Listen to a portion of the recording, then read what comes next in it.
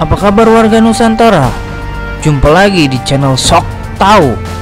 Channel yang shock karena baru tahu.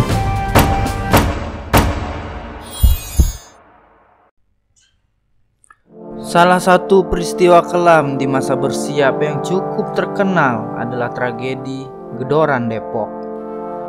Peristiwa Gedoran Depok tak lepas dari kisah saudagar VOC bernama Cornelius Chastelain yang menjadikan Depok sebagai daerah otonomi sejak 1714. Daerah otonomi yang dikenal Het Gemeente Bestuur van het Particulier Land Depok juga melakukan pemilu dan memiliki kepala negara. Saat proklamasi 17 Agustus 1945, pemerintah Depok enggan mengakui kemerdekaan bangsa Indonesia yang dikumandangkan Soekarno-Hatta. Dekatnya jarak Jakarta ke Depok tak ayal menjadikan kota ini langsung diserbu pejuang kemerdekaan. Dalam waktu singkat, Depok takluk di bawah todongan. Orang Depok dipaksa mengibarkan merah putih. Mendidihnya nasionalisme masyarakat pasca kemerdekaan berujung pada aksi bersih-bersih terhadap apa-apa yang berbau kolonial.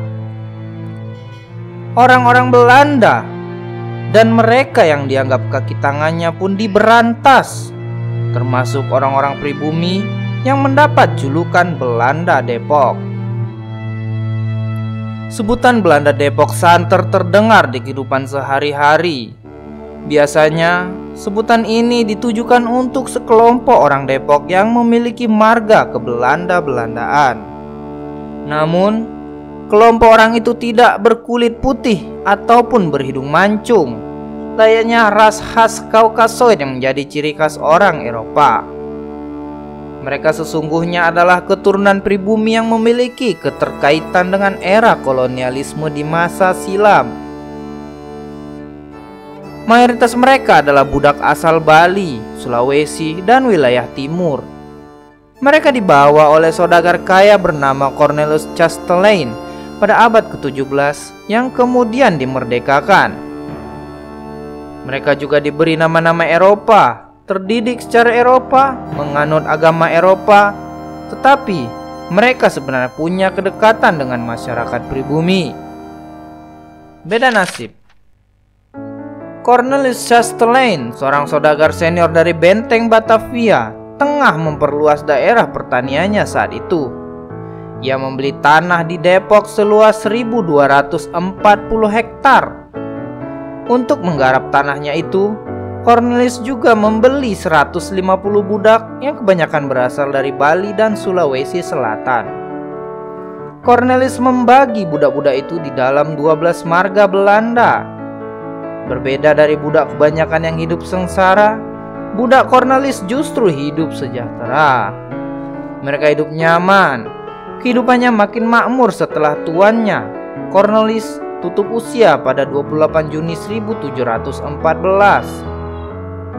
Almarhum meninggalkan surat wasiat yang isinya akan memerdekakan seluruh budaknya dan menghibahkan tanahnya di Depok kepada mereka. Bertahun-tahun hidup dalam lingkungan budaya Belanda, para mantan budak menganut gaya hidup Belanda dan tentunya fasih berbahasa Belanda. Itulah awal mula munculnya julukan Belanda Depok. Depok pun sampai punya pemerintahan sendiri. Tatanan pemerintahan Depok pada masa itu disusun oleh advokat Belanda dengan pengaturan bercorak republik dengan presiden pertamanya G. Jonatans dan M.F. Jonathan sebagai sekretarisnya. Presiden dipilih berdasarkan pemungutan suara terbanyak setiap 3 tahun sekali. Istana Presiden Depok berdiri kokoh sampai sekarang, yaitu Rumah Tua di Jalan Pemuda, Pancoran Mas, Depok. Namun, kekalahan Belanda oleh Jepang membuat kekuasaan pemerintah Depok pun melemah. Seluruh hasil bumi Depok diambil Jepang. Walaupun begitu, hak-hak warga Depok untuk menjalankan tradisi budaya Eropa tidak dilarang. Titik balik. Pada saat masa penjajahan Jepang, wilayah Depok bisa dibilang yang paling aman. Hampir tak ada bentrokan fisik di kota tersebut. Situasi berubah ketika Soekarno memproklamirkan kemerdekaan. Semangat nasionalis mendidih hampir di setiap jiwa bangsa Indonesia. Bisa dibilang mereka melakukan pembersihan di setiap wilayah Nusantara, tidak terkecuali Depok. Mereka menghalangi orang Eropa membeli kebutuhan sehari-hari. Para laskar kemerdekaan itu ingin melumpuhkan aktivitas perekonomian orang-orang Belanda dan kaki tangannya. Laskar-laskar pemuda pun terbentuk. Pembelotan anggota PETA di Depok melahirkan Angkatan Muda Republik Indonesia atau AMRI di bawah kepemimpinan Margonda.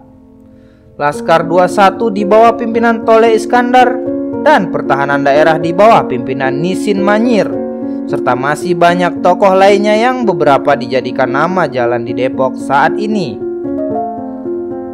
Pemberontakan semakin marak pada 8 Oktober 1945. Segerombolan orang bersenjata bambu runcing merampok 5 keluarga yang dianggap kaki tangan Belanda. Mereka menjarah semua barang kekayaannya.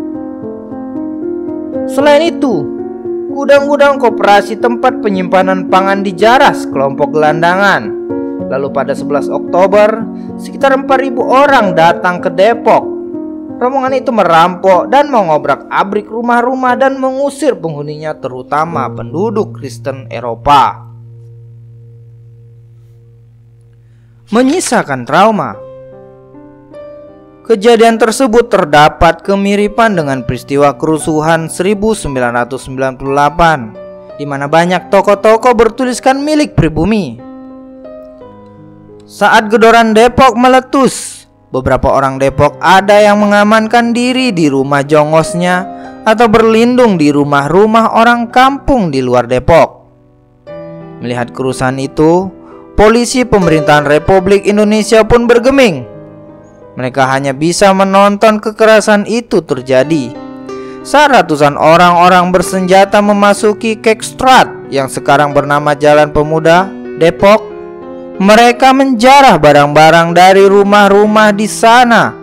Bagi yang mencoba melawan kala itu bakal dipenggal atau dibawa ke penjara Paledang di Bogor untuk laki-lakinya.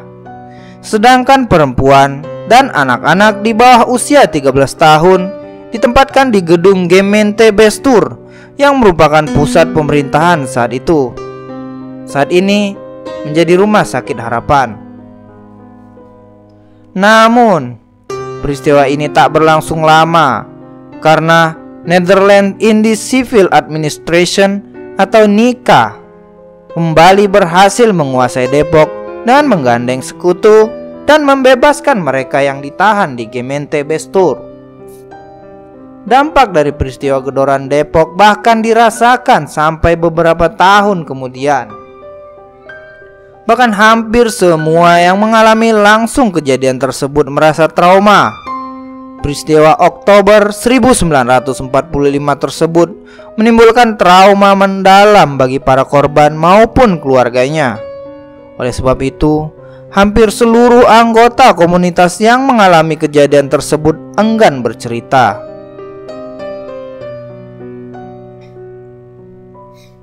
Demikianlah sejarah kekacauan revolusi dalam Gedoran Depok yang dirangkum secara singkat.